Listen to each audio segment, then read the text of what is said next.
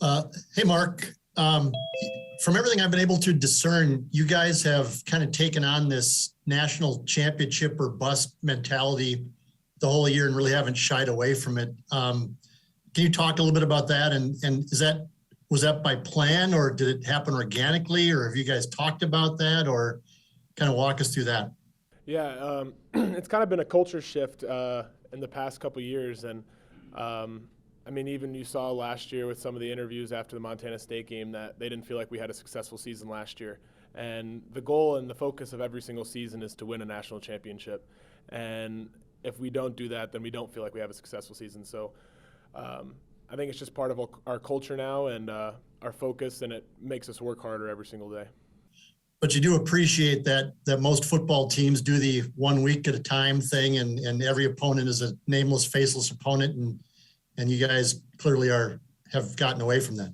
Well, no, that is still our number one thing. Coach Stig starts every single meeting with go 1-0 this week, and we do focus on it. And it's actually the first year that I guess our goals at the start of the year that we write down our goals, our older guys write down our goals, and the big national championship wasn't on there, and we really just tried to focus on one at a time. But the thing is, our culture assumes that we're going to be in that national championship, I guess, if that makes any sense. Thank you. Our next question goes to Stephen Hawkins from the Associated Press. Hey, Mark, apologize, first of all, having a camera issue.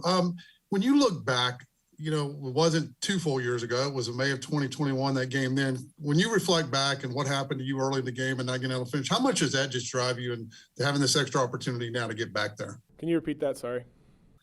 Just the idea of what happened in the spring that year when you didn't get to finish that game, just kind of how much does that make you drive and just look forward to this even more, having this opportunity? Yeah, I mean, I felt really disappointed that I let my teammates down in that game, and I couldn't end up finishing it. But ever since that injury, my entire focus is getting back to this point, getting back to this opportunity and playing in a national championship. And I mean, what an opportunity it is that we have this chance again, and I'm just really excited for the chance to play there. What does it mean, not only you, but you mean guys like Isaiah? You got plenty of guys that were part of that team that all have gotten to do this here together. Yeah, I mean, everyone's really excited, and we want it to be different this time around, and I think we got the guys to do it. We've been working really hard for this game, and we're excited to play NDSU down there. Last question I got for you. Obviously, your familiarity with them. They've been here. They've never lost here. You guys have only been here once. Talk about kind of that comparison, though, them having all the experience here, but you guys having had a taste of it and knowing that you beat them earlier this year. Yeah, we know that they're going to be an experienced team, and they've done it before. They know the formula to win a championship down there. And I mean, we got a taste 2 years ago playing in this game, and haven't been able to finish it. But I mean, we got all the experience in the world just playing in football games, playing against the Bison these past couple years, and I don't think that experience is going to make a huge difference in this game. All right, thanks, Mark. Our next question's from Christopher Heidel with Herb FM. Hey, Mark, this is Chris Heidel from Herb FM Radio in Baltimore. You guys played them earlier this year. What do they look like differently since that matchup? I mean, I think they're a pretty similar team overall. They got a really tough defense, great at stopping the pass, great at stopping the run. And you've seen that throughout the playoffs, and they've been just dominating teams. And offensively, I mean, they've been a good team, just pounding the rock. And I know our defense is really excited about that matchup again, just because it's another top run offense against the top run defense. And I think they're a pretty similar team to what we faced earlier in the season. And obviously, teams have gotten better throughout, and we have to adjust to that. But we're all really excited to get a chance to play them again. And to follow up, North Dakota State is basically almost like the home team down there in Frisco, because they're basically been there so many years over the years. So what do you guys have to do to get that crowd noise to basically be quiet for you guys to make a move in that game? Yeah, I think South Dakota State has done a really good job spreading the word and getting tickets out to our fans. And I know they always talk about Fargo South and all that stuff, but I don't think it's going to make that big of an impact just because of how many fans are going to support us down there. And I know a lot of people are going to be traveling down there, and it's going to be a loud crowd for us as well. Thanks, Mark. Congratulations. Thank you. Next up is Luciano Chatelain from Endzoners. Hey, Mark, I hope we're doing well, and thanks for your time. Going back to Stephen's question, given that you could only play a single drive in 2022, do you take this championship game as some sort of personal rematch to prove your potential at the biggest stage? I wouldn't say like a personal rematch or anything like that, but I mean, I'm just really blessed and grateful to have this opportunity again because, I mean, most people only get one championship in their lifetime, if any. Like, most teams don't even get this opportunity, and for us to get it a second time and for me to be back here and playing the way I am right now, it's just grateful, and I feel blessed to be in here. Great, thanks. We'll move to Eric Peterson from the Forum of Fargo. Hey, Mark.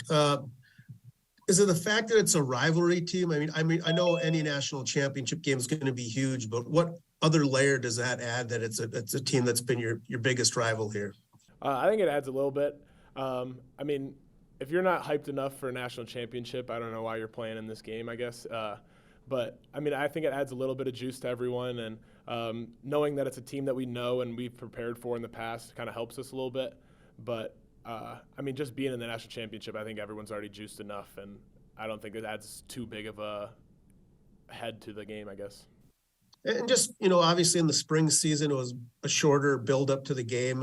How different has it been this time with the 3 full weeks being in the fall, I guess into the winter now? How different has the preparation been as opposed to what you faced in that spring championship? Yeah, I mean, I think it's completely different, and our coaches get a lot more time to game plan, figure out what they want to do, and we also get time to start actually developing some of our younger guys and maybe get more depth into this game. And it's a great opportunity for the young guys to get better, and it's a great opportunity for us to continue to work against our own defense and get better that way.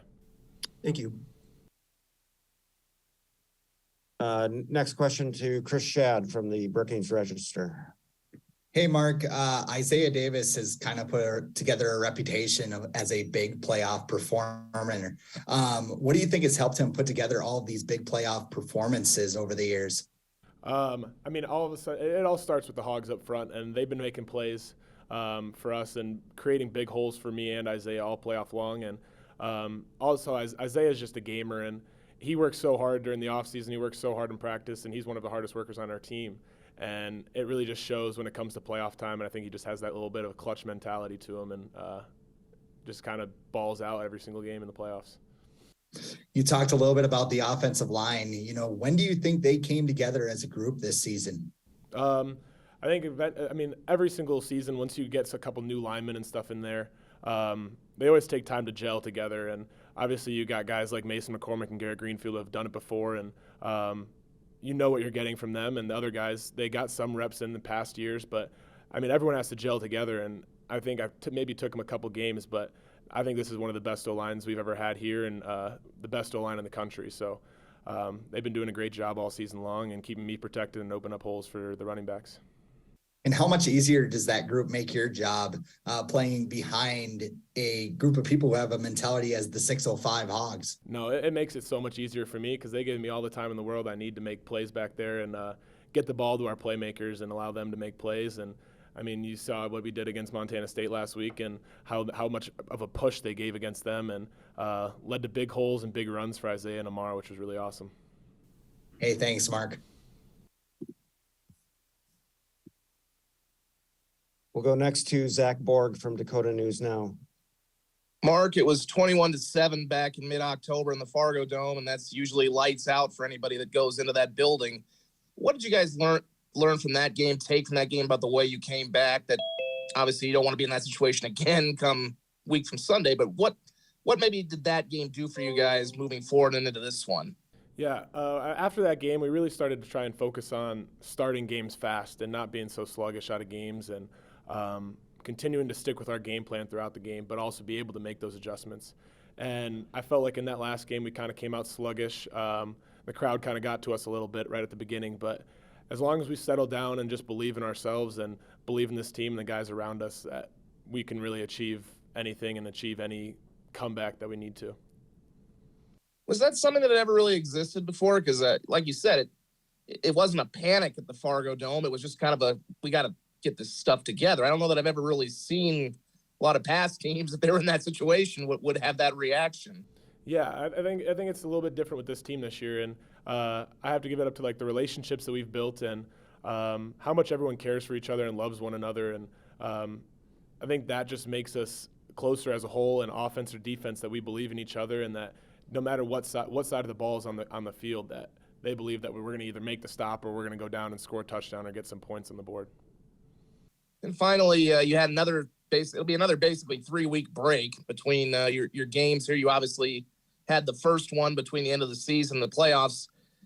Anything differently this time, or do you still kind of treat it like you did the first long break, and how beneficial has this time been, or would you have preferred to just play the next week? I mean, it would have been really nice to just play the next week, just because how much we were rolling and everything like that, and it kind of sucks just to have that like anxiety to like of the build up to the game. But I mean, I also love that feeling, and we're really excited to have this time off and be able to get our bodies healthy for this game and get guys back, and also be able to develop some of the younger guys and get some of the guys better for our twos and even just guys that haven't been playing that much this year. Thank you. All right, we'll take questions from two more for Mark, and then we'll move on to our next student athlete. Next question will come from Craig Haley at Stats Perform. You're on mute. Please unmute, Craig. Sorry. Apologize. Yes, thank you for the time, Mark. You mentioned the two teams being familiar with each other. Just how does that factor in with preparation, mindset, the game itself, as opposed to playing a team you're not used to playing? Yeah, I mean, I think it adds an advantage for both teams. And the fact that, I mean, they kind of know our offense, they kind of know our defense, but we know a lot about their offense and defense as well. And it kind of adds a little bit of like maybe they're going to change some things that they usually don't run, because I mean we've known so much what they've been doing and have been successful in the past. But it's just really nice to actually have a team that so you can game plan just what been successful in the past and game plan that way, but also add a few things that might be different from past games. Sure. Did you watch their game in the championship last year? And if so, what was your takeaway? I did, and it was, I mean, they were a hard-nosed football team that played in that championship game and really dominated on every point of the attack. And we know that's what we're going to get when we come with play them down there. And they've been a successful team down there, but we're not afraid of them, and we're not going to shy away from anything while we're down there. Thank you, Mark. And our final question for Mark Gronowski will come from Grant Sweeter with Kello TV. Hey, Mark, question I got for you is, just about the confidence. You guys, this last few games, the offense has been rolling pretty good. You've been balanced. How big is that, when you, especially when you're on a break, you kind of got to cool off. How big is that to have that confidence knowing you guys have been rolling at your best? Yeah, that confidence is huge for us, and it gives us a little bit of that swagger that a team really needs to be successful. And I think we're playing at our best when we're at that. We're high in confidence, high swagger, and we really feel like nobody can really stop us offensively or defensively. And it's just really great to see that confidence with our team right now.